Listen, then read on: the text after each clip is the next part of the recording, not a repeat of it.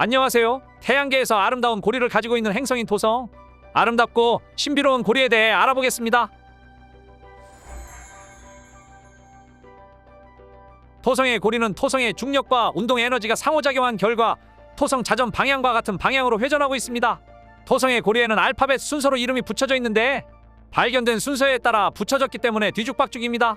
토성과 제일 가까운 고리부터 보면 D, C, B, A, F, G 이 순서인데 B고리와 A고리 사이에는 카시니 간극이 있습니다. 각 고리의 주요 특징을 딥하게 살펴보면 토성에 가장 가까운 D고리는 너무 희미해서 지구에서는 관측하기가 어렵습니다. 카시니 탐사선에 의해 어느 정도 밝혀졌는데 예상보다 복잡한 구조로 보이고 고리의 주요 구성 성분은 먼지와 작은 얼음 입자라고 합니다. D고리 바깥에 위치한 C고리는 비교적 희미하지만 D고리보다는 더 밀도가 높습니다. 고리 내부에 맥스웰 간극이라는 작은 틈이 있고 주요 성분 역시 먼지와 작은 얼음 조각들이고 밀도가 높지 않아 희미하게 보입니다. B고리는 가장 밝고 밀도가 높아서 토성의 주요 고리 중 하나입니다. 매우 밝고 두꺼운데 카시니 간극의 안쪽 경계를 형성합니다. 가장 많은 물질이 집중되어 있지만 역시 물과 얼음으로 구성되어 있습니다. 카시니 간극은 B고리와 A고리 사이에 위치한 약 4,800km 폭의 간극입니다. 미마스라는 위성과의 중력적 상호작용으로 인해 형성된 간극인데 간극 내에는 미세한 입자들이 존재하지만 없는 거나 마찬가지라네요.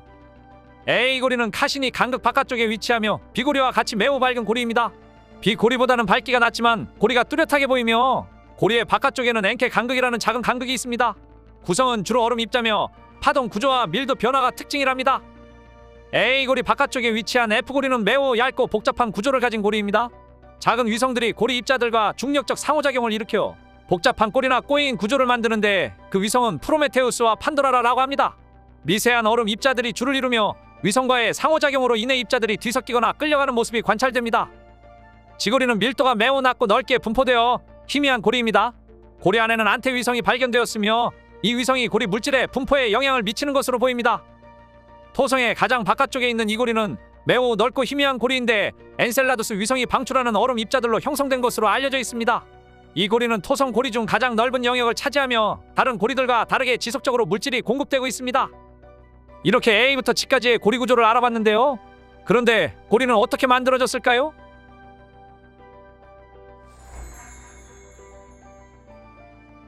토성의 고리가 어떻게 형성되었는지에 대해서는 두 가지 주요 가설이 있는데 첫 번째는 파괴된 위성 가설입니다.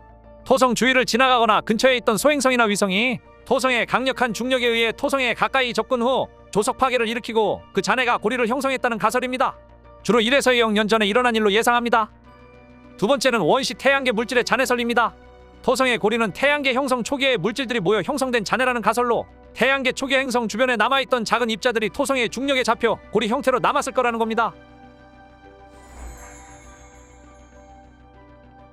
토성의 고리는 주로 물얼음과 바위로 구성되어 있는데 물얼음은 전체 고리 물질의 95%를 차지하며 반사율이 높아 지구에서 밝게 보입니다.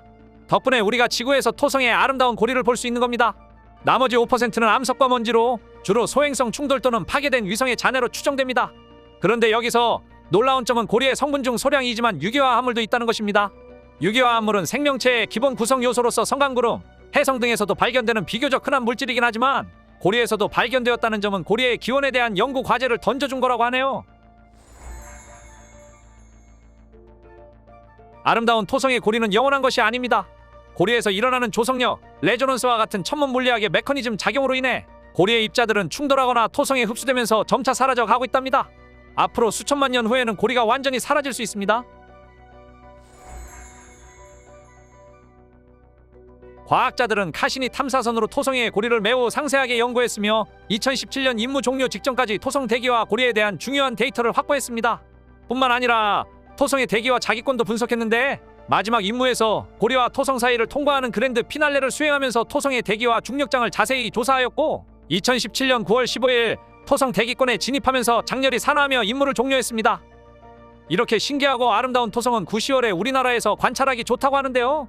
토성이 밤새도록 가장 밝고 크게 보이는 시기여서 일반 망원경으로도 관측하기에도 좋다고 합니다.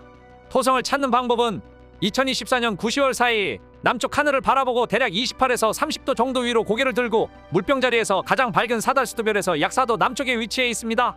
9월 8일에 토성이 대접 현상을 맞아 밤하늘에서 가장 밝고 크게 보였다고 하는데 미리 알았으면 저도 촬영 도전해볼 걸 그랬네요. 그래도 10월까지는 저녁 하늘에서 쉽게 관찰할 수 있다고 하니 날씨가 맑으면 한번 찾아봐야겠습니다. 토성의 고리는 그 자체로 우주의 신비를 품고 있는 놀라운 현상이네요. 오늘은 토성의 고리에 대해 알아봤습니다. 평소 과학, 생물, 자연현상 등에 대해 사는데 전혀 지장 없지만 이건 알아야겠다 싶은 게 있다면 채널 게시판에 글을 남겨주세요. 아니면 말고요. 구독과 좋아요 부탁드립니다.